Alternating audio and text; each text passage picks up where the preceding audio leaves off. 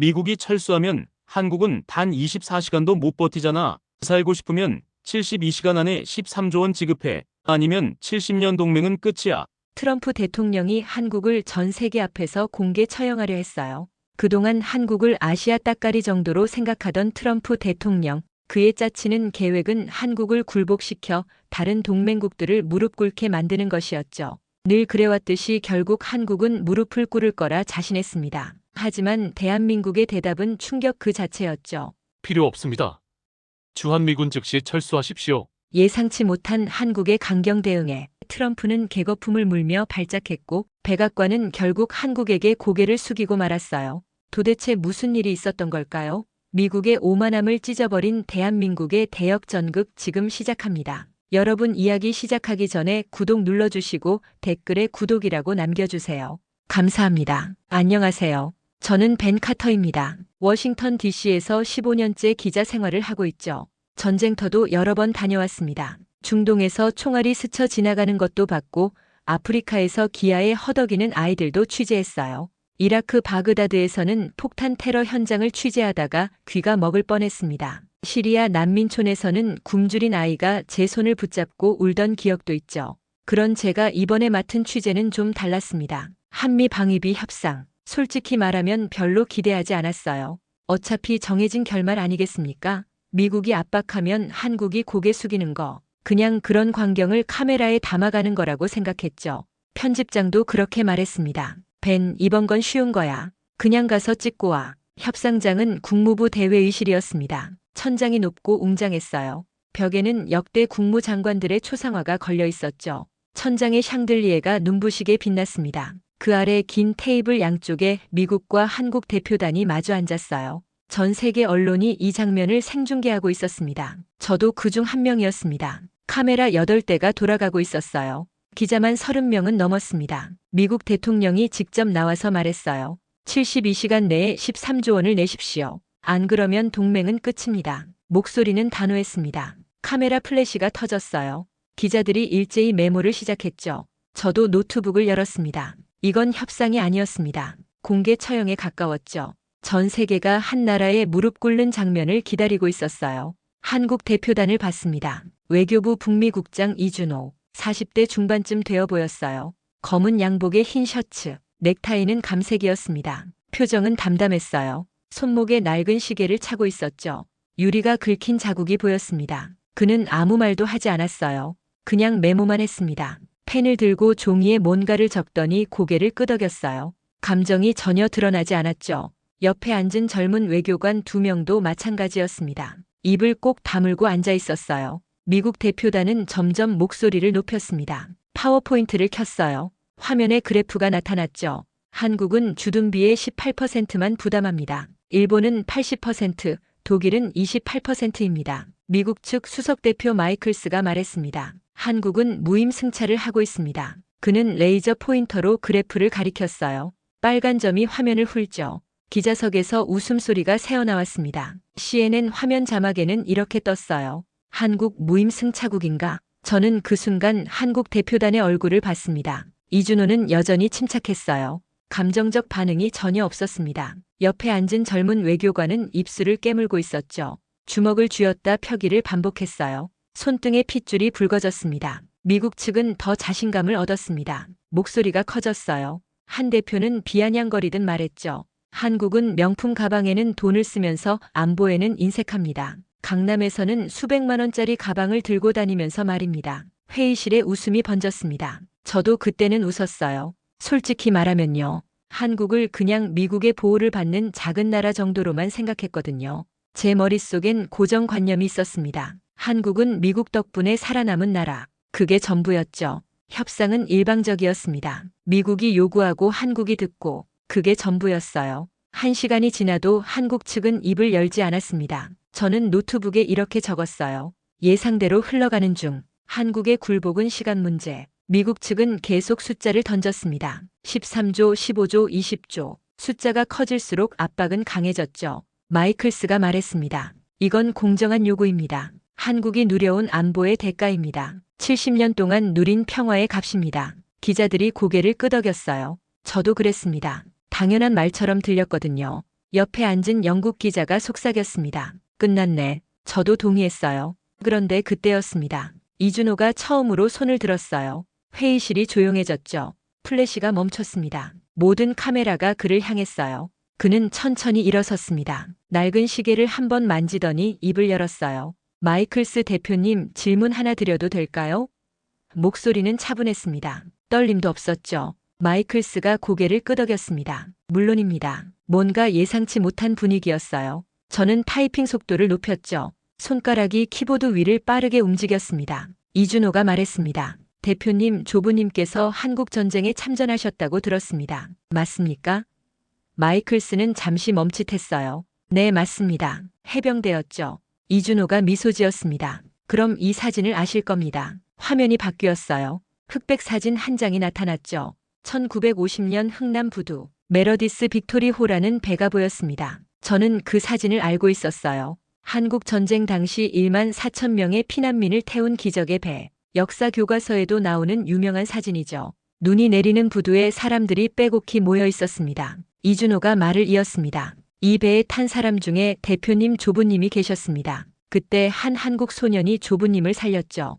회의실이 숨을 죽였습니다. 저도 타이핑을 멈췄어요. 마이클스의 얼굴이 굳었습니다. 이준호는 계속 말했어요. 조부님은 부상을 입으셨죠. 눈보라가 몰아치던 그날 밤 12살 소년이 조부님을 업고 부두까지 뛰었습니다. 소년의 등에는 피가 배어나왔어요. 신발도 없었습니다. 그 소년이 없었다면 조부님은 그곳에서 돌아가셨을 겁니다. 그럼 대표님도 이 자리에 계시지 않았겠죠. 회의실이 완전히 조용해졌습니다. 카메라 셔터 소리만 들렸어요. 이준호가 마지막으로 말했습니다. 그 소년이 제 아버지입니다. 저는 그 순간을 잊을 수가 없어요. 마이클스의 눈이 흔들렸습니다. 입술이 떨렸죠. 회의실 분위기가 완전히 바뀌었어요. 저는 노트북 화면을 그냥 바라봤습니다. 손가락이 움직이지 않았죠. 옆에 앉은 프랑스 기자가 작게 한숨을 쉬었습니다. 회의실은 여전히 조용했습니다. 마이클스는 한참을 말이 없었어요. 그의 손이 떨리고 있었습니다. 물컵을 들었다가 다시 내려놓았죠. 이준호는 그를 조용히 바라봤습니다. 저는 그 침묵이 얼마나 길었는지 정확히 기억해요. 27초. 제 노트북 화면 구석의 시계를 계속 봤거든요. 27초 동안 아무도 입을 열지 않았습니다. 카메라만 돌아갔어요. 전 세계가 이 침묵을 지켜보고 있었죠. 마이클스가 겨우 입을 열었습니다. 그건 개인적인 이야기입니다. 목소리가 갈라졌어요. 이준호가 고개를 끄덕였습니다. 맞습니다. 개인적인 이야기죠. 하지만 이 협상도 결국 사람의 이야기 아닙니까?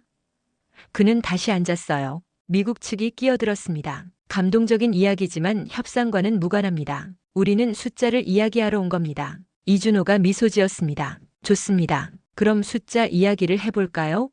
화면이 다시 바뀌었습니다. 이번엔 그래프가 나타났어요. 미국 측이 보여준 것과 비슷했지만 뭔가 달랐습니다. 이준호가 말했어요. 아까 대표님께서 한국이 18%만 부담한다고 하셨죠. 맞는 숫자입니다. 하지만 전체 그림은 아닙니다. 그는 레이저 포인터를 들었어요. 이건 직접 분담금만 계산한 겁니다. 하지만 간접 비용은 빠져 있죠. 저는 메모를 시작했습니다. 간접 비용이라니 무슨 말일까?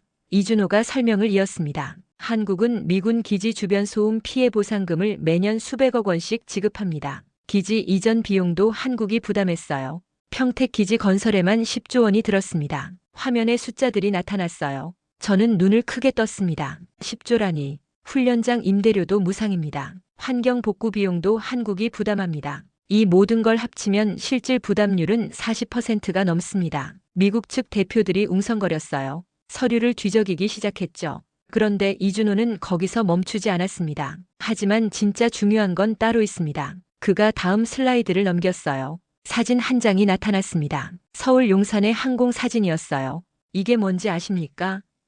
아무도 대답하지 않았습니다. 용산 미군 기지입니다. 서울 한복판 40만 평. 현재 시가로 계산하면 평당 5천만 원입니다. 저는 계산기를 두드렸어요. 20조. 이준호가 말을 이었습니다. 이건 용산만입니다. 평택, 오산, 군산, 대구, 전국에 퍼진 미군 기지를 다 합치면 얼마일까요?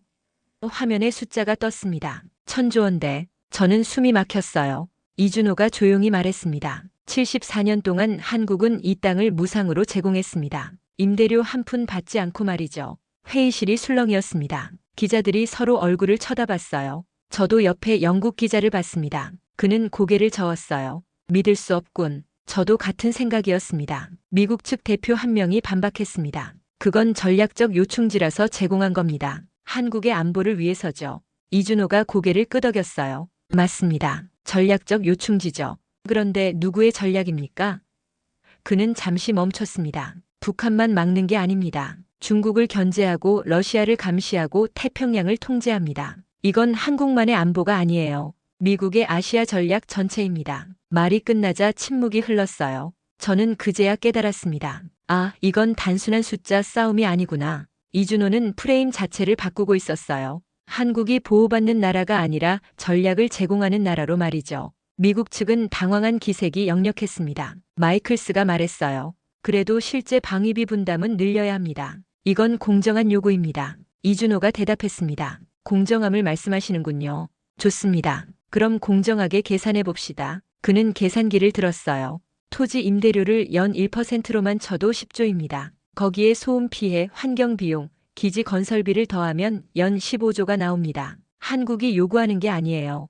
그냥 계산만 한 겁니다. 회의실이 다시 조용해졌습니다. 미국 측 대표들이 서로 눈치를 봤어요. 이준호가 마지막으로 말했습니다. 13조를 내라고 하셨죠? 알겠습니다. 그럼 우리도 15조를 청구하겠습니다. 차액 2조는 앞으로 논의하시죠. 그는 웃지 않았어요. 진지했습니다. 저는 그 순간 손이 멈췄습니다. 이게 진짜 협상이구나. 지금까지 본 건 일방적 압박이었어요. 하지만 이제는 달랐습니다. 한국이 맞서고 있었죠. 숫자로 논리로 냉정하게. 미국 측 한 대표가 말했습니다. 이건 말도 안 됩니다. 동맹국끼리 이렇게 하는 겁니까? 이준호가 대답했어요. 동맹이기 때문에 솔직해야 합니다. 일방적 요구는 동맹이 아니에요. 거래죠. 그 말에 아무도 반박하지 못했습니다. 회의가 잠시 중단됐습니다. 쉬는 시간이었어요. 기자들이 복도로 쏟아져 나왔습니다. 모두들 흥분해 있었어요. 저거 진짜야? 1,000조 원이라니. 한국이 저렇게 나올 줄 몰랐는데. 저도 마찬가지였습니다. 동료 기자에게 말했어요. 이거 예상과 완전히 다른데. 그가 고개를 끄덕였습니다. 완전히 뒤집혔어. 저는 노트북을 열고 기사 제목을 고민했습니다. 하지만 아직 쓸 수가 없었어요. 이게 어떻게 끝날지 알 수 없었거든요. 복도 끝에서 이준호를 봤습니다. 그는 창가에 서서 밖을 보고 있었어요. 손목에 낡은 시계를 또 만지작거렸죠. 저는 다가가고 싶었습니다. 질문하고 싶었어요. 하지만 그러지 못했습니다. 그는 혼자만의 시간이 필요해 보였거든요. 그때 젊은 한국 외교관 한 명이 그에게 다가갔습니다. 뭔가 속삭였어요. 이준호의 표정이 굳었습니다. 고개를 끄덕이더니 다시 회의실로 들어갔죠. 저는 그 뒷모습을 봤습니다. 뭔가 심상치 않았어요.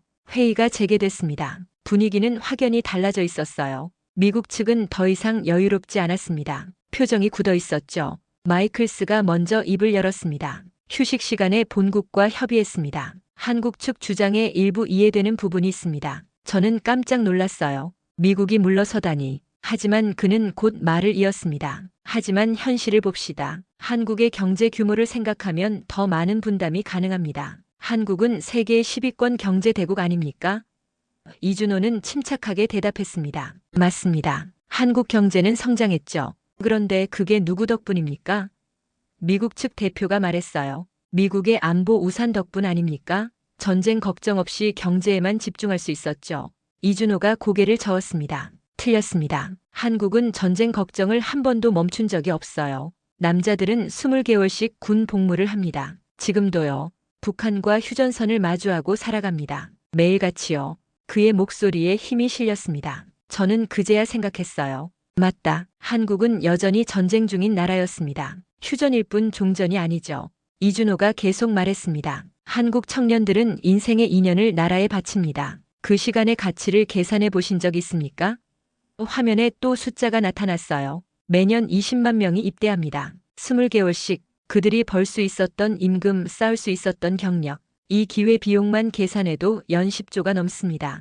회의실이 또 술렁이었습니다. 미국 측 한 대표가 비꼬듯 말했습니다. 그건 한국의 선택 아닙니까? 징병제는 한국이 정한 거죠. 이준호가 쓴웃음을 지었어요. 선택이라고요? 분단 국가에 무슨 선택이 있습니까?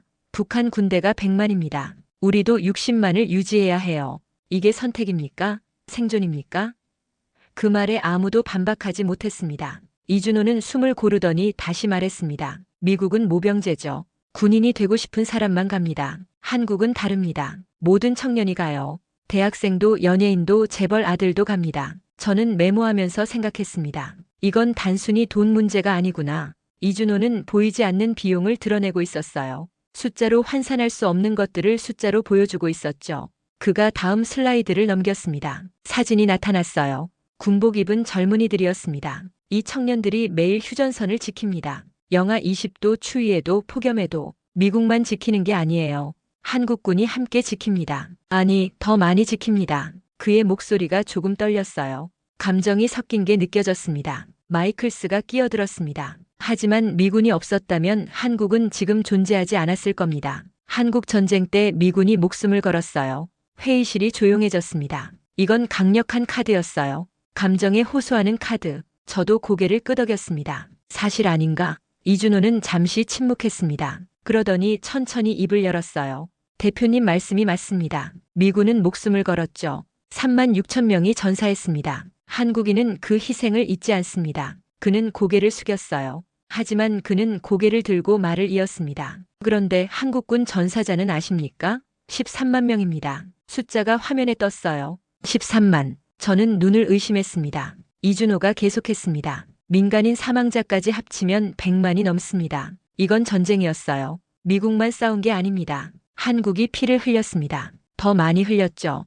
회의실이 숨을 죽였습니다. 카메라 셔터 소리만 들렸어요. 이준호의 목소리가 낮아졌습니다. 제 할아버지도 그중 한 명이었습니다. 1950년 12월 장진호 전투. 미 해병대와 함께 싸우다 돌아가셨어요. 23세였습니다. 그는 손목에 낡은 시계를 만졌습니다. 이게 할아버지 시계입니다. 유품이죠. 멈춘 채로 돌아왔어요. 할머니가 평생 간직하셨습니다. 저는 그 시계를 봤어요. 유리가 깨져 있었습니다. 시간은 오후 3시 40분에 멈춰 있었죠. 마이클스의 얼굴이 굳었습니다. 다른 미국 대표들도 마찬가지였어요. 이준호가 말했습니다. 빚을 이야기하셨죠. 누가 누구에게 빚졌습니까? 우리는 함께 싸웠습니다. 함께 피 흘렸어요. 동맹이란 그런 겁니다. 한쪽이 베푼 게 아니에요. 함께 지켜낸 겁니다. 그 말이 회의실에 울렸습니다. 저는 타이핑을 멈췄어요. 손이 떨렸습니다. 이건 단순한 협상이 아니었습니다. 역사를 다시 쓰는 자리였어요. 이준호가 화면을 바꿨습니다. 또 다른 사진이 나타났어요. 베트남전 사진이었습니다. 1965년부터 1973년까지 한국군 30만 명이 베트남에 갔습니다. 미국을 돕기 위해서요. 5천 명이 전사했습니다. 그는 잠시 멈췄습니다. 미국이 요청했고 한국이 응답했습니다. 이게 동맹 아닙니까? 일방적 보호가 아니에요. 서로 돕는 관계입니다. 미국 측은 아무 말도 하지 못했습니다. 저는 그제야 깨달았습니다. 한국은 계속 미국을 도왔구나. 한국 전쟁 이후에도 베트남전, 이라크전, 아프가니스탄, 한국군은 계속 미군과 함께했어요. 하지만 저는 그걸 몰랐습니다. 아니, 생각해 본 적이 없었죠. 이준호가 마지막으로 말했습니다. 빚진 건 우리가 아닙니다. 우린 서로 빚지고 빚진 사이예요. 그게 동맹입니다. 그는 다시 자리에 앉았습니다. 회의실은 한동안 조용했어요. 저는 노트북 화면을 봤습니다. 지금까지 쓴 기사 제목을 지웠어요. 새로 써야 했습니다. 이건 제가 예상한 이야기가 아니었거든요. 한국의 굴복을 보러 온 게 아니었습니다. 저는 반전을 목격하고 있었어요. 회의는 계속됐지만 분위기는 완전히 바뀌어 있었습니다. 미국 측은 더 이상 공격적이지 않았어요. 방어하기 바빴죠. 마이클스가 말했습니다. 감정적인 이야기는 이해합니다. 하지만 현실로 돌아갑시다. 한국은 경제적 여유가 있습니다. 더 부담할 수 있어요. 이준호가 고개를 끄덕였습니다. 경제 이야기를 하시는군요. 좋습니다. 그럼 정확히 계산해 봅시다. 그는 노트북을 열었어요. 화면에 지도가 나타났습니다. 한국 전역에 빨간 점들이 찍혀 있었어요. 이게 주한미군 기지입니다. 총 73개, 면적은 2,500만 평입니다. 이준호가 레이저 포인터로 서울을 가리켰습니다. 용산 기지, 서울 한복판 40만 평. 현재 시가 평당 5천만 원입니다. 저는 계산했어요. 20조. 하지만 이건 옛날 가격입니다. 재개발하면 평당 1억도 가능해요. 그럼 40조입니다. 숫자가 커졌습니다. 이준호가 계속했습니다. 평택 기지 600만 평, 시가 15조. 오산 기지 200만 평, 시가 5조. 군산, 대구, 포항 다 합치면 얼마일까요? 화면에 숫자들이 주르륵 떴습니다. 저는 눈을 크게 떴습니다. 이준호가 말했습니다. 보수적으로 계산해도 1,000조 원대입니다. 이게 74년 동안 무상 제공한 땅의 가치예요. 회의실이 술렁이었습니다. 기자들이 웅성거렸어요. 1,000조라니. 미국 측 한 대표가 반박했습니다. 그건 극단적 계산입니다. 시가로만 따지면 안 되죠. 실제로 거래된 게 아니지 않습니까? 이준호가 웃었습니다. 맞습니다. 거래된 적이 없죠. 그럼 임대료로 계산해 볼까요? 그는 다른 자료를 꺼냈어요. 뉴욕 맨해튼 상업용 토지 임대료 평당 연 200만 원입니다. 서울 강남도 비슷해요. 보수적으로 평당 100만 원만 쳐도 연 25조입니다. 숫자가 화면에 떴습니다. 이준호가 말을 이었습니다. 74년 동안 받지 않은 임대료, 단순 합계로만 1,800조입니다. 여기에 이자까지 붙이면 그는 멈췄어요. 계산하고 싶지 않네요. 너무 커져서요. 회의실에 웃음이 터졌습니다. 긴장이 조금 풀렸어요. 하지만 미국 측은 웃지 않았습니다. 표정이 심각했죠. 마이클스가 말했습니다.